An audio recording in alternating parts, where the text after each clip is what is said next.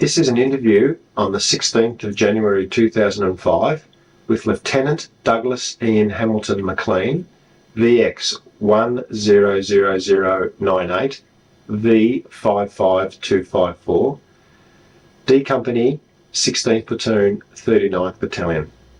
Doug, could you just tell us how you came to join the 39th Battalion? Having made some 17 applications in triplicate to join the AIF, I jumped at the 39th opportunity to get away. Most commanders who got units were naturally taking their own officers, and my commander, Colonel Neil MacArthur, was evidently too old, didn't get a game, and so we were left lamenting. Added to that, I second topped this first OCTU, Officers Training Course at Boardington, and was commissioned just about the outbreak of war. And Blamey, our General Commanding, issued an edict that anybody relinquishing their commission to join the AIF would be court-martialed. So I was stymied in several directions, and this is why I accepted the opportunity to join 39th. Which unit were you with prior to joining the 39th? His Majesty is the Royal Melbourne 6th Battalion. We were placed on permanent duty 12 months before war broke out. How old were you when you joined the 39th Battalion? 26. That was probably a bit older than the normal age? Oh, yes. You went to train at Darley with the 39th Oh, Battalion? indeed. The whole unit was trained at Darley. I had been trained as anti-aircraft officer with the 6th Battalion. And what was the training like at Darley? I felt that it was quite strenuous and well planned. And as an officer, you obviously had your own platoon and got to know them, and the sergeants and the ORs and everything. I was the most senior officer, and I had a platoon in A Company. How did you feel about the move to New Guinea, about the talk about going to New Guinea? Quite excited. Wonderful.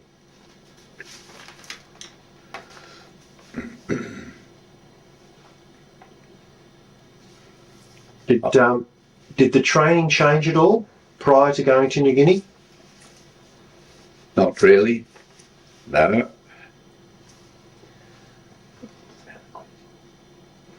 And prior to going to Sydney, you all embarked on a train up to the Aquitania. Was that correct? Yes, quite correct.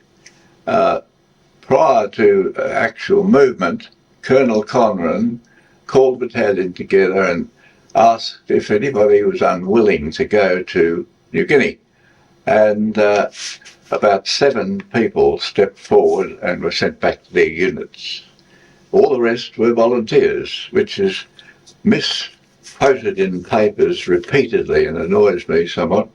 They say that we're all shanghaied and so on, but unfortunately that happened with the 53rd to some degree in Sydney. In your company, who was the commanding officer of your company? Harold Badger.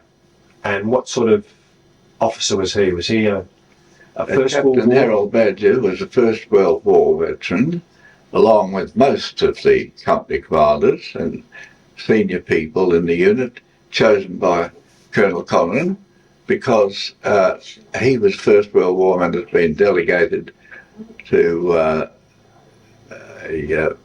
command, and with his fruit block given by the First World War administration, he had about 7 or 8 friends from his old battalion was in a similar position, and they all were given company command.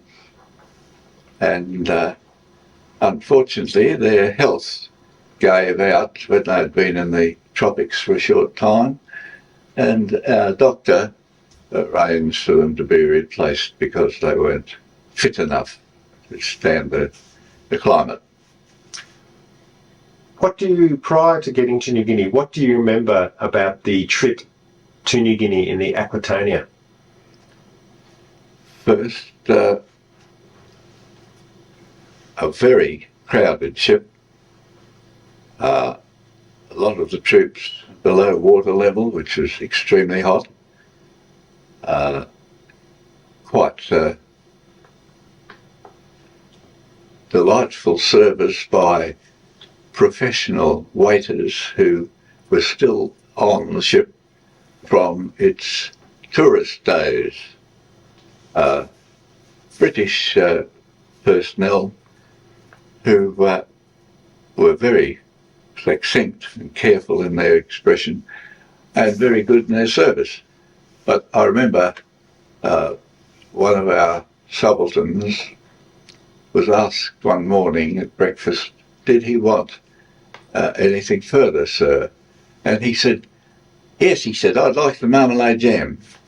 And the steward looked at him and he said, sir, we have marmalade or we have jam. Which would you prefer, sir? And set poor old Luke back on his sandwiches. However, that was just an amusing little incident.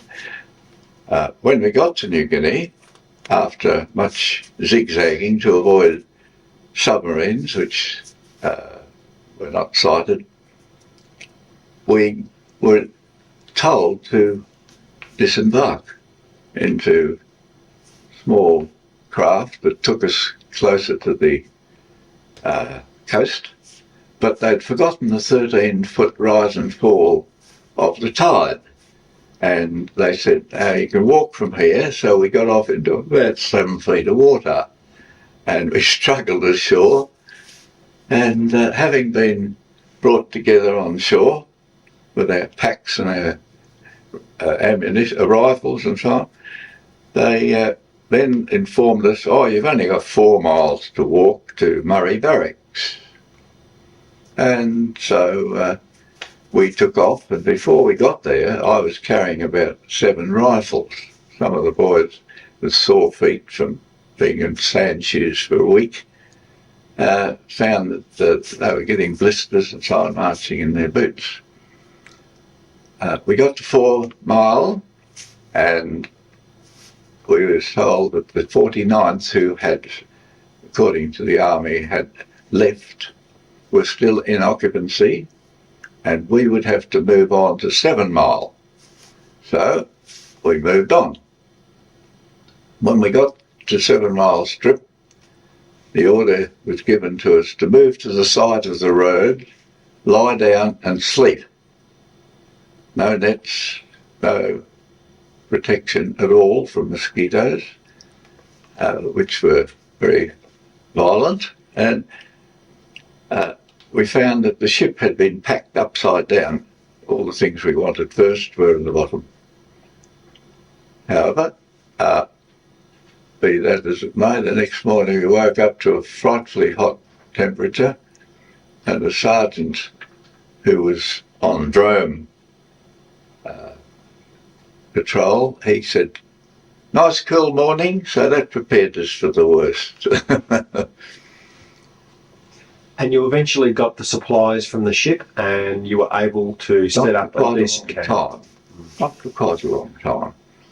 But we managed to survive with access to one tap that was fed by a pump station from the Laloki River, which is 7 miles away, and it frequently broke down. And each platoon had 20 minutes to draw their water bottle full, which was to do us with a full day of drinking, tea making, shaving, everything. And we were a little disturbed when we found out that back in Moresby, the Engineer Shore and Boat Regiment of the American Army was showering under copious water flowing down everywhere. And the boys were very, very sour on this. And I said, you can't blame our people. Our politicians have given MacArthur priority 1, and he has grabbed all the reticulation. So we just got to put up with it. But 60 miles around Moresby, it was dry, arid, and very unpleasant. Every time we lay down to sleep, subsequently we got tents. You'd be bitten by ants, scorpions, or mosquitoes. And I remember my tent mate that night, Bob Sword, sat up and he said, Doug, in the dark, put your light on. He said, put the torch on. Something on my chest. And when I put the torch on, he had little 9-inch death adders sitting up in his chest looking at him in the face. And I drew my bayonet and lopped its head off. But these things around Moresby were common. And nothing like what we got later on in the mountains. Rained every night at 4 o'clock. And right through till 2 a.m. the next morning. So sleeping was a bit of a joke. The natives taught us to make a little banana shelter, which about 2 a.m. would collapse and you'd get all the water in your face, wake you up at the start. The other thing is we're trying to sleep on the track, which is very narrow ridges. We'd put our feet against a tree and head back, trying to get some rest. And as we would relax, the knees would bend and you'd slide down, you'd wake up with your chin between your knees. So sleeping was a bit of a no-no. What were some of the main duties you had at the 7 Mile? What were some of the main duties you had at the 7 Mile? You were guarding the drone? All the old 1941 machine guns were collected around the strip. And this was ostensibly for protection. And we waited anxiously for some aerial support because the Japs used to fly over in their Mitsubishi bombers and just bomb the place at will. And they kept reporting that the planes would be here tomorrow. So the Kitty Hawks became Tomorrow Hawks. Eventually they arrived, but our young, enthusiastic Lieutenant Hall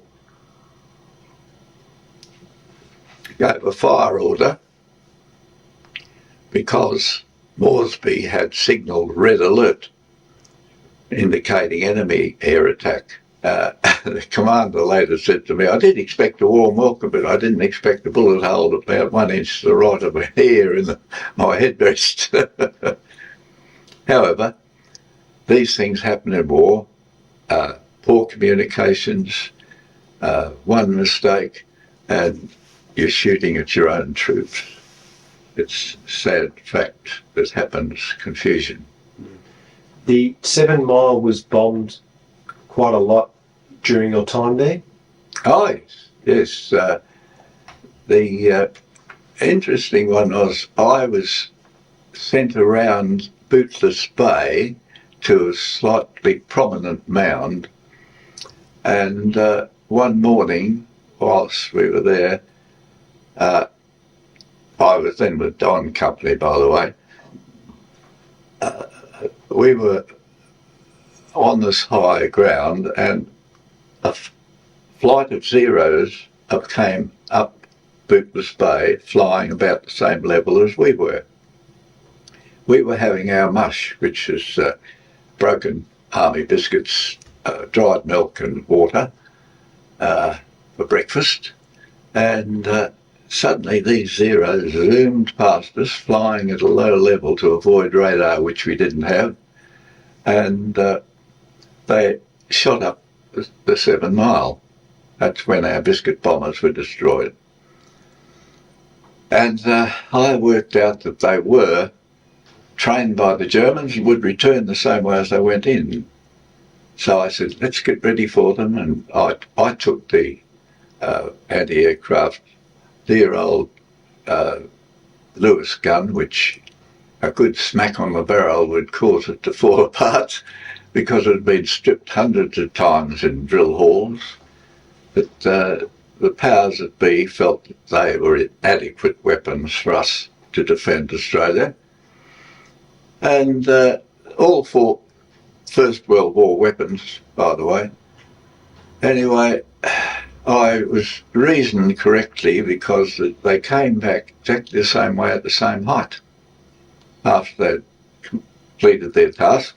And I started firing as the first plane came into view, aiming off, as we'd been taught, anti-aircraft. And I could see bullet holes appearing in the fuselage right through. I must have hit the poor old pilot around about chest level. And he peeled out of the formation and swung around over the high ground at Rona Falls, approximately, and crashed. So dirty old 1941 Lewis gun brought down one of the latest equipment in the Air Force. It was rather interesting, but we could never have done it if they hadn't been flying so low, of course. How was the morale in the battalion at this stage prior to going on the track? Was it? The Australian is an incurably happy soul. He didn't like what he was putting up with, but then he had to put up with it because there was no way out. And every time they dropped something on us or did something to us, they just got angry. And that's what occasioned many of the brave, so-called brave acts. They got bad, really upset about it. And we considered it a damned impudence of them to invade Australia and threaten our country. When the Japanese landed on the north coast and you were given orders to get ready, and was it B Company that first took off up the track? Yes. How did you feel about the way things were going? Excited, or? We had no information to feel anything.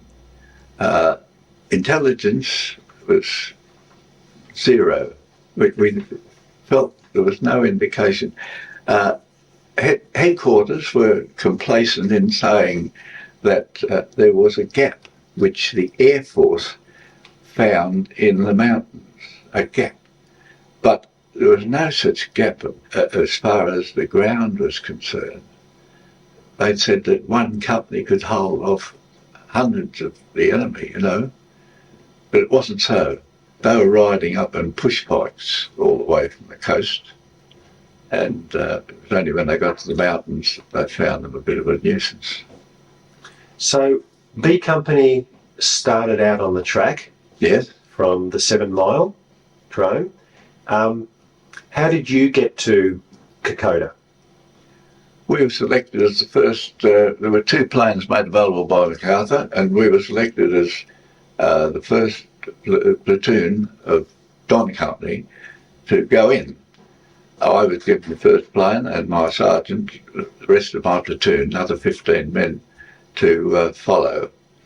And as I mentioned earlier, we had trouble getting down when we arrived. 20-minute flight for an 8 days walk, give you an idea of the difficulty of the terrain. And we circuited the drone 17 times at least before the platoon on the ground, one of Sam's B Company platoons,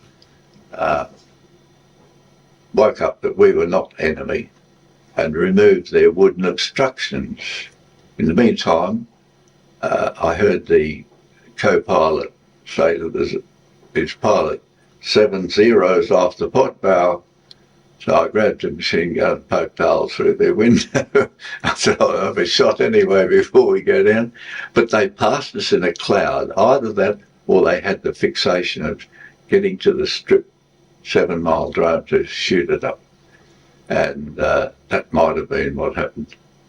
So you landed at Kokoda?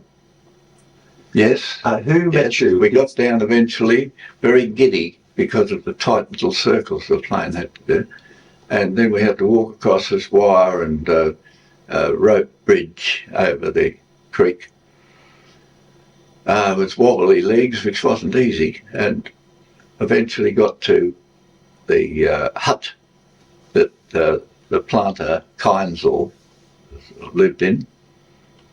And my Theo there, Bill Owen at the time, to digress, a fine man who had been in Rabaul and managed to escape by Lakatoy, and they sent him home to do have his leave and to do an officer's course to promote him from major to colonel to come back and command the 39th. And he did this and came back, and within, I suppose, 3 weeks he was killed. And it was rather sad. But when I first met him, he said, "Quick, Mac," he said, "get up to Sam, he's in trouble." I said, "Where's Sam?" He said, "Oh, about 5 hours up that way." And that was on the way to Oivi, where Sam was. So we took off, and our first introduction of false crests was a bit disheartening, because you'd see the sky through the trees and think, the climb is over, and then it would flatten out for 100 yards to go up again. It went on like this for 5 hours. So when I arrived, Sam said, "Would you like a cup of tea?" I said, "No, thanks, sir." I said, "I'd like to see your gun positions." So he took me round, and about 10 minutes later, these North Koreans, we thought they were Japs, but were startled to see they were such big men. And they were actually the selected cream of the Koreans, with silver anchors on their belt, indicating they were Marines, and very, very skillful in field craft and their movement, and very hard to hit. It reminded me of crows. They'd jump every time you press the trigger, and they'd scarf with foliage in their belt, stuck in their belt. They'd scarf across from bush to bush and lie out flat. However, they got round us all right, and old Sam said, "I'm a bit worried." He said, "Your second plane coming in, and I wanted to warn them of Japs are here." And I said, "Send a scout, Sam." He said, "Oh no," he said, "I always do this." Dear old Sam would walk himself silly to avoid committing his troops to an area where he felt they might be in danger. So he lost his life rather needlessly. We heard this pistol shot and a rifle shot 5 minutes after he left our perimeter. And when the 2IC, who was an AIF captain that had been reinforcing us, realised he was dead, he said, "Will you take over?" I said, "Yes." Thought it was rather strange for a militia lieutenant to take over from an AIF captain, but we had known each other in the 6th Battalion pre-war. Anyway, I decided that as the Japs, dark nightfall was upon us, the Japs were cutting saplings to make a gun mount to raise the fire of the weapon to reach us on the higher ground.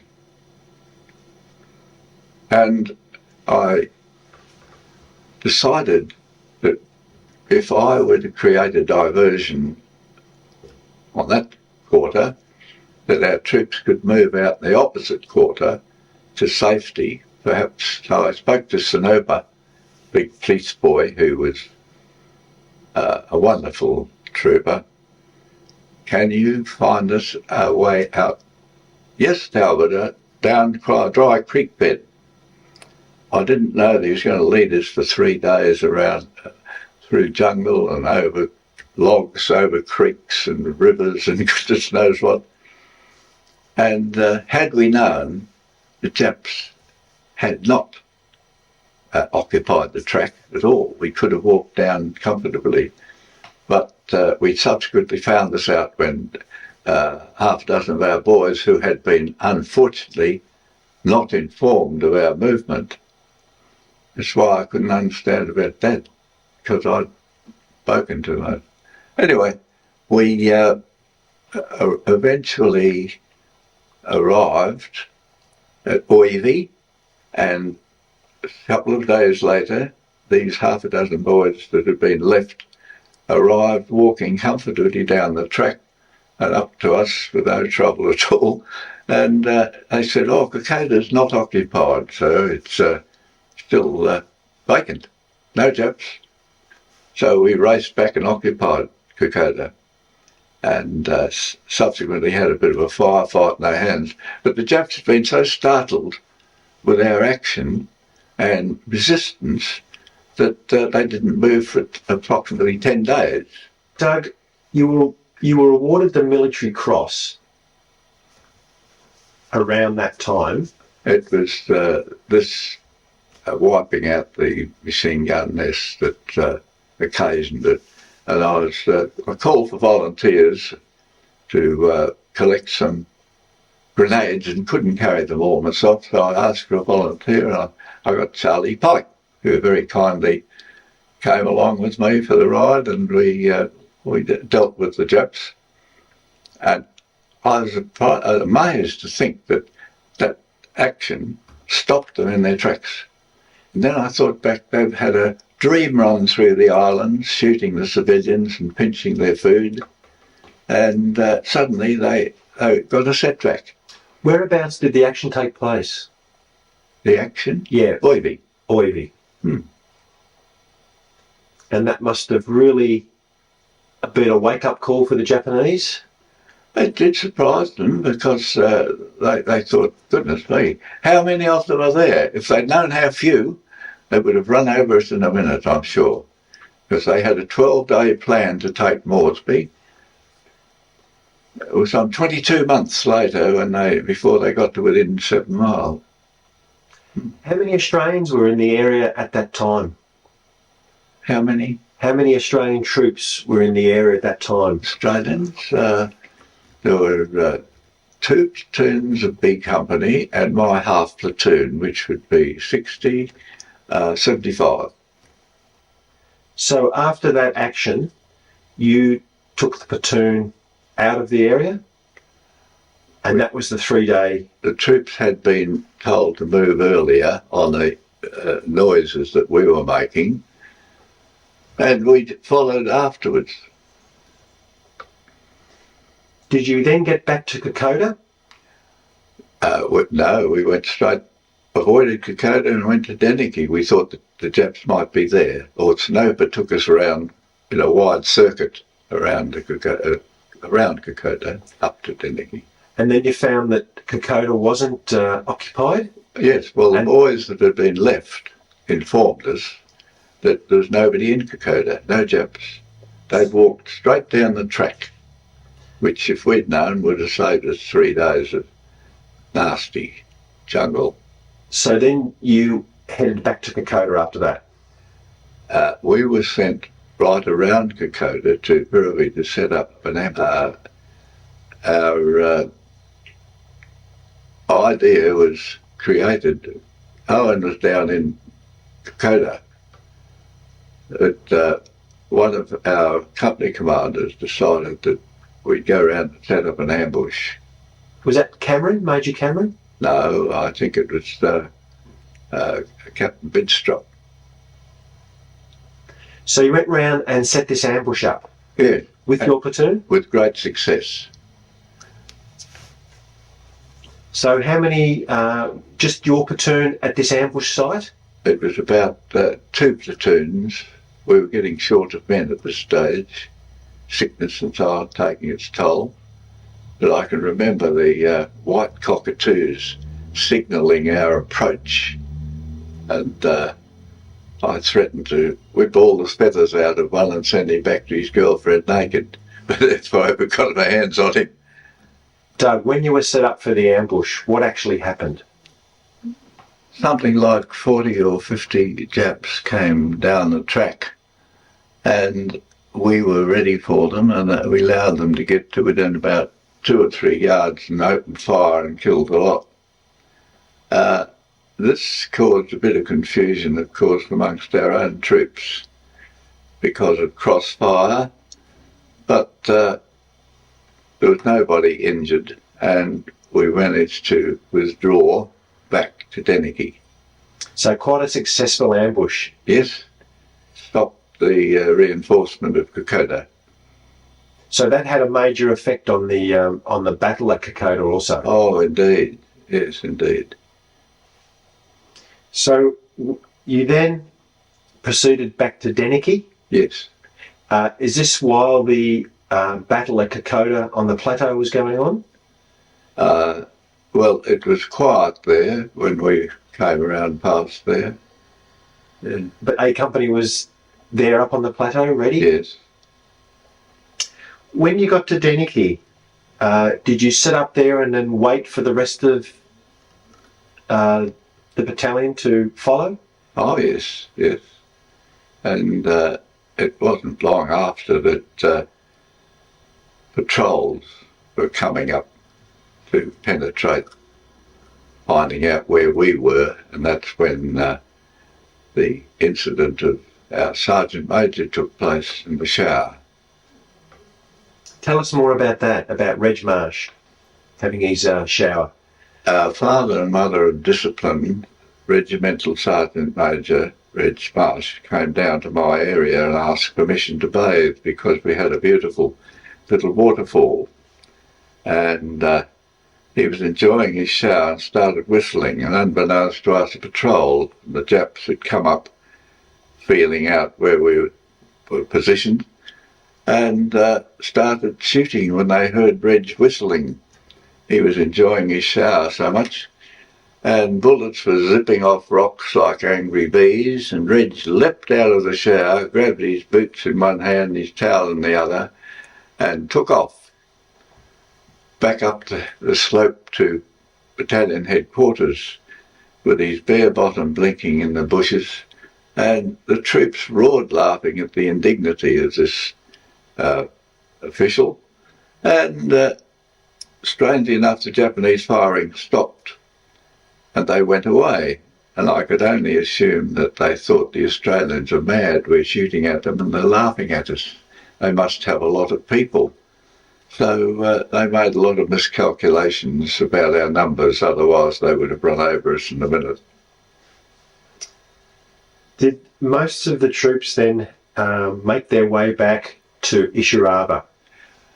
Only as we were pushed back, Brigadier Potts organised the most successful withdrawal of leapfrogging one platoon through another, so that we delayed them, and then every time they would come forward they would be met with resistance, and then of course the troops would withdraw a little further back behind another group who would then take up the fight as the Japs proceeded forward. You tell a story about one of your platoon sergeant, Jack Boland, meeting the Japanese at Ishiraba, was it? Yes, in the general withdrawal, we were given the forward position of Ishiraba, my company, that is, and my platoon, and just incidentally, it was always amusing to me that Don Company was supposed to be a reserve company, but we were always given the forward position. And whilst so situated, the Japs started to penetrate again and feel out our positions, their normal tactics were to, having established that we were in a certain spot, they would then encircle it and try to cut us off from the rear. And so they started this general movement, and their early troops came in sight, and Jack Boland saw, he was my corporal in charge of the forward platoon, he saw these 5 Japs on the track, and he came back behind this huge rock which is situated at Front Creek at Itarawa, and he took a position up, and when the Japs came round the rock he shot them.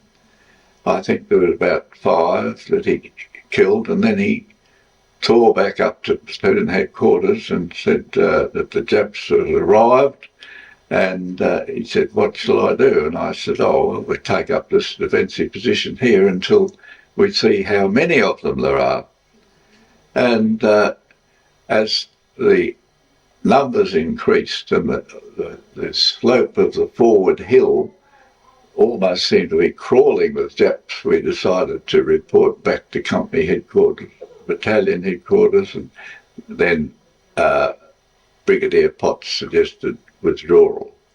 So we moved back behind protective screens, and that is of personnel, and eventually we took up our final defensive positions at Itarawa, which we held until we were reinforced.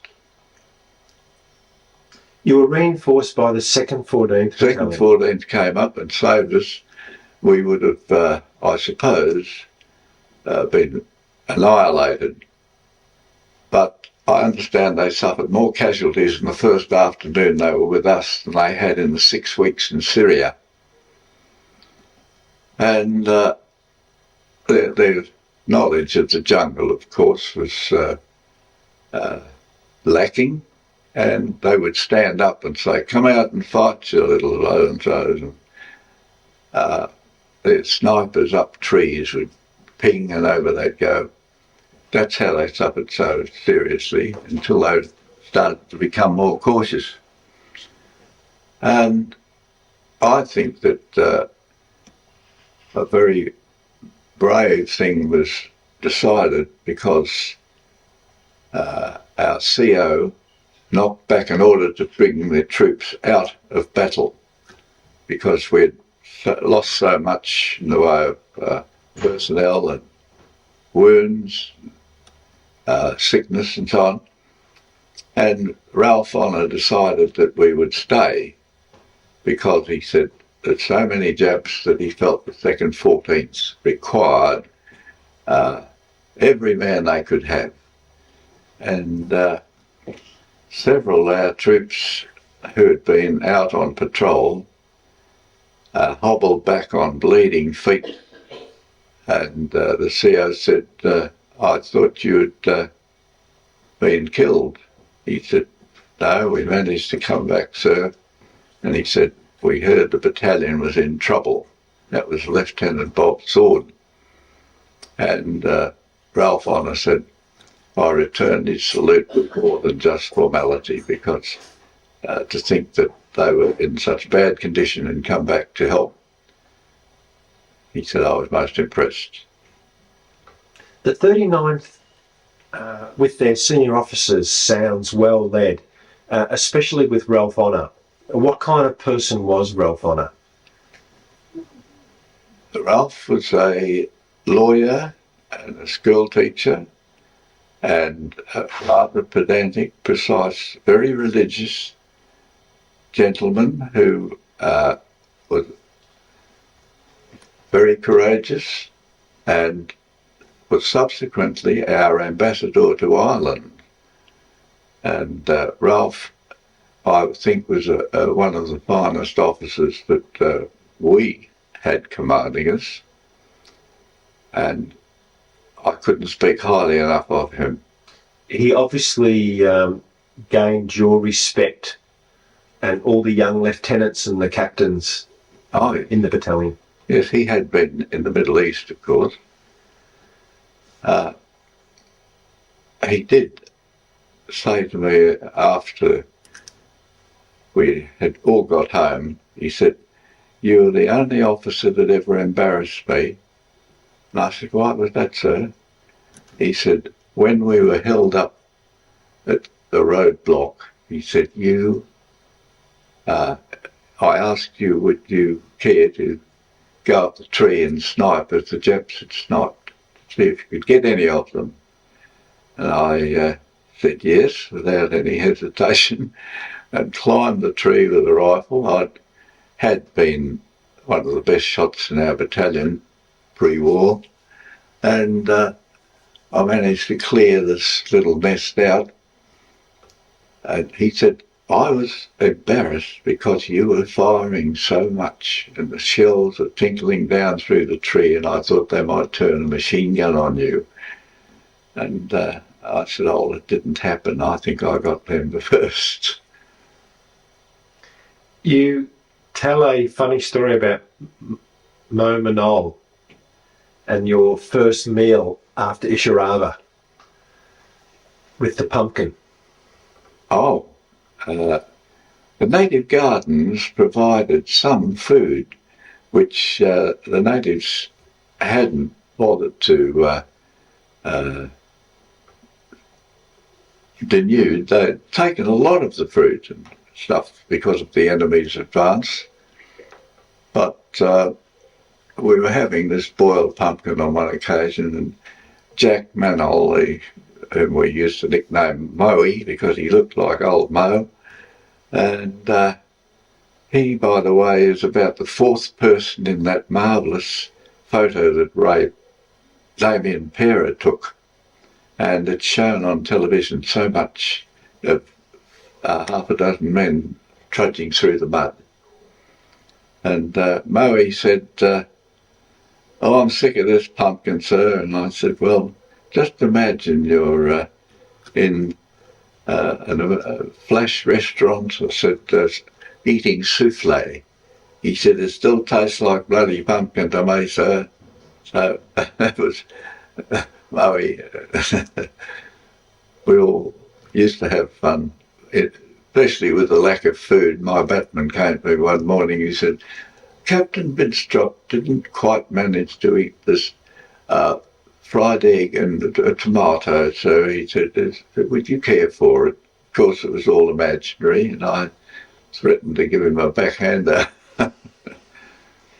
After the Battle of Isharava, the 39th was withdrawn to Manari, and there was a parade, a famous parade at Manari that was actually filmed by Damien Para. How many of your platoon was left at Manari? Did you have most of your platoon intact, or? About half, about 15, I think, were photographed there. Yes. And how did you feel at that parade in Manari, that you'd done a job well done? Oh yes, we had done the best we could with limited numbers and the equipment that they gave us.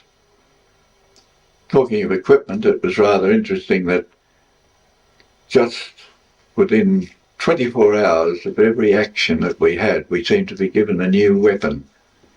First of all, we were given the American Tommy gun, and we had to get used to that and all its accompanying stoppages. And then the next time we went to action, we were given Bren guns just before the action. And I, sitting up by lamplight, trying to teach the gunners how to handle the Bren and stoppages. And the third time we went into action, we were given Sten guns, the British Sten gun. And would you believe that subsequently we had another issue of Thompson's, the Australian invention of the Owen gun. Owen gun, which was absolutely wonderful. We could pick them up out of the mud and they'd fire. So that poor devil died penniless, I believe. He didn't get a cracker out of that. So the Owen gun was a much better machine gun than the Thompson? Yes, it was the finest of all the lights machine guns. Yeah. After Minari and you'd been through Ishirava and Kokoda and Oivi, the battalion was rested and reinforced at Koitaki? Yes, we were sent back to the Koitaki camp, and immediately the general called my CO, Ralph Honour, and myself in and gave us the commission to move up each side of the main track to see whether the Japs were going to hit Maudsley from the right or from the left. Ralph Honour had the Goldie River, which is on the left of the track, not as bad as the one I copped, which is the Javariri track. We had to move over the Emita range, which is about 8,000 feet high, and we walked 208 miles in a fortnight to discover a hospital with many Japs dead in it and only a few with bullet holes, which suggested that we'd held them up long enough for the country to do its job of defeat with sickness, malaria, dysentery, malnutrition, etc. And I had been given 16 signalmen to encode and decode messages, and we had about 20 carriers, some of which threw equipment over into the ravines and left us because they stubbing their feet on roots protruding through the path with their bare feet. They didn't like that, so they deserted, they left us. But we got the job done anyway.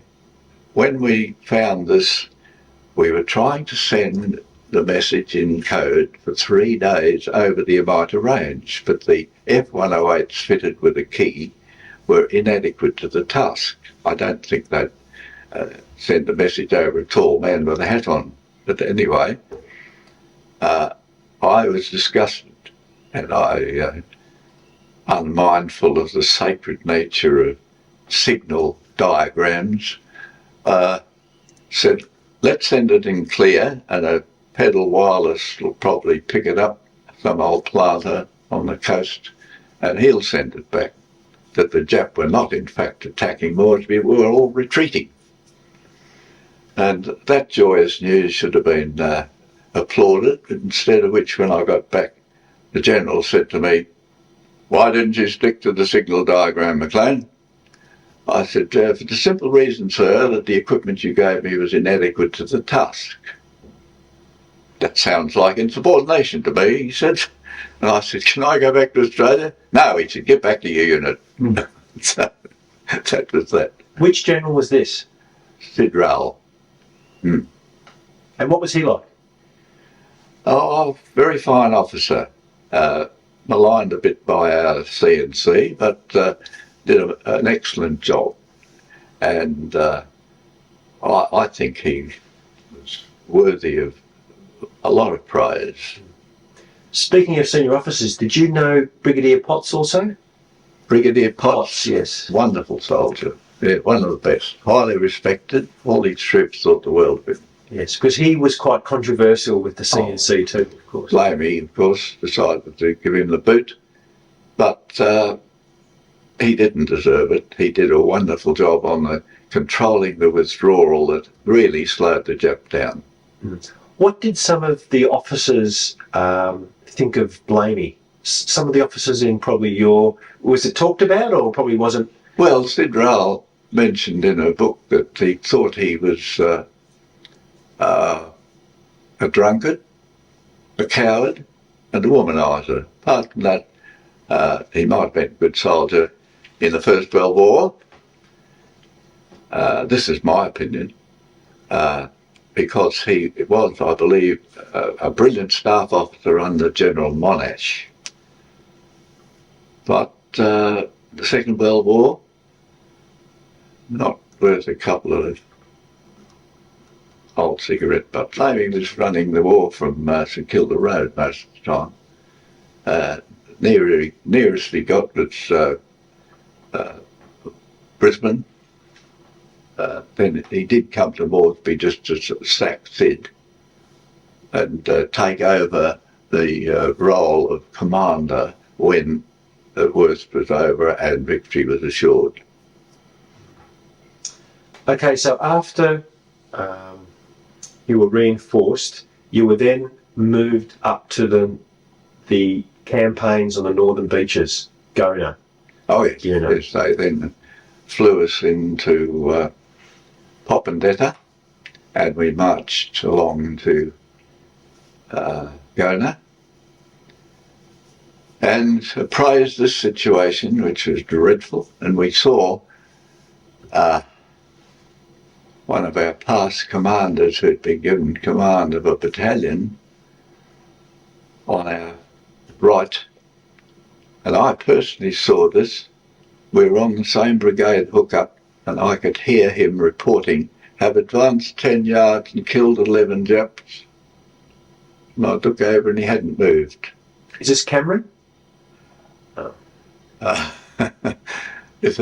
don't think I should Okay then. mention names. Right.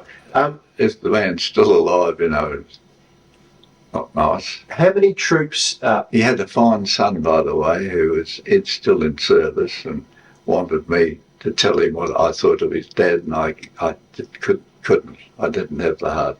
The 39th arrived at Gona with 680 troops. Gona, Yes. And then went into the battle at Gona. Yeah. Can you tell us something about the Gona campaign briefly? Well, it was hopeless from start to finish with our limited opportunity of getting forward. But every time you'd put troops on the start line and move them, they'd be mown down with this 9-inch field of fire that interlaced across the front, which was 180 degrees of clear vision. That burnt all the kunai grass off. And it was only possible through one of our platoons making a penetration that was covered on the right flank. But I had a little chap named Skittlebeck who has since subsequently died, but Skilly didn't have a lot of education, but he did come to me and say, "Sir, I just found out that I'm a breadwinner in our family." He said, "My mum's a widow," and he said, "I've got a sister that's handicapped," and he said, "I don't. Do you mind if I don't get too far forward?" But during this battle there, I found him right up the track with a Bren gun going for his life. I said, "What are you doing here, Skilly?" He said, I told him to go back and help the sergeant with ammunition distribution. Oh, he said, the fellow what had this gun, he said, didn't need it no more, so I thought I'd better use it. He was incorrigible, fine soldier. You mentioned that one of the main reasons that Gona was a success in the end was the way Ralph Honour used artillery. Yes. Late penetration and delayed explosion of the weapon. Yep. Otherwise, the ordinary ammo would just bounce off the top and explode harmlessly. They had their weapon pits so well reinforced and covered. Doug, when you were after the Gona battle and you went to Buna and Huggins Roadblock, you were showing General George Vasey around Huggins Roadblock. I was given the responsibility to escort him around to have a look at. Wondered why it was held the Americans up for so long. And when he arrived in the area, I said, "I believe I have the responsibility to take you around to see the roadblock, sir." "Yes, son, that's right," he said. I said, "Well, would you mind putting this on?" And I offered him a tin hat. he said, "Oh no, it'll be all right, son. I always wear this. Never take it off." I said, "Might be all right for you, sir, but I happen to be fond of these troops. We've gone through a lot together, and that red band will be a glaring target in the jungle. We pass within 30 yards of a Jap machine gun box, and I would rather you did wear this." "Oh, sorry, son." He took his cap off and put the steel hat on, which is indicative of what a wonderful man he was. Was Huggins Roadblock your last action with the 39th Battalion? Pretty much, yes. Although we did have one further job in which we were relieving a company of Americans, which was 140 strong. We were about 38, I think, at the time. I was in charge of what was left of the 39th Battalion. And we moved into their position. And I said, "Where is your commander?" And the chap said, "He's over in there, sir, in that hole." I went over and I said, "Are you in command here?" And he looked up, he said, "Yes," he said. I said, "We've come to relieve you." "Oh boy," he said, "that's great." He said, "We've had hell." And there were little saplings that were falling over whilst we were talking that had been riddled through with bullets. So there'd been a lot of shooting going on. And I said, "Well, where are the enemy?"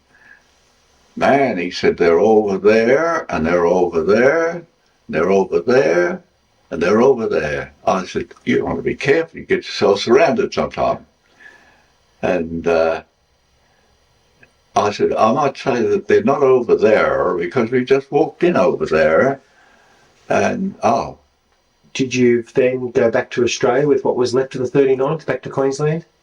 Yes, we were withdrawn and to the tablelands, and eventually that's where we were sent to other units. Okay. But prior to going back out of New Guinea, did you march the troops onto Dobijura Aerodrome? Were you one of the... We went back to Popondetta. Popondetta? Yeah. Okay. And flew back to Moresby. What did you think of the 39th being disbanded? What did you think of the 39th Battalion being disbanded? It begged belief that the powers that be should feel that such a unit that had covered itself with honour should be struck off the battle list. But I presume they felt there were no more reinforcements with too many too many chiefs and not enough Indians, and they decided to disband the unit rather than be embarrassed with no reinforcements. Doug, just to finish off, what do you think is important for future generations to remember about the New Guinea campaigns?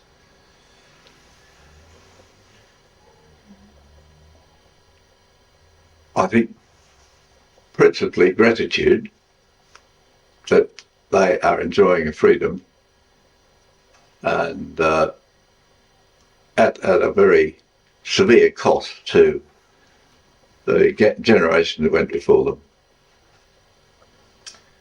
Doug, on behalf of the 39th Battalion Historical Committee, we would like to thank you very much for your time and for this very interesting interview. Thank you.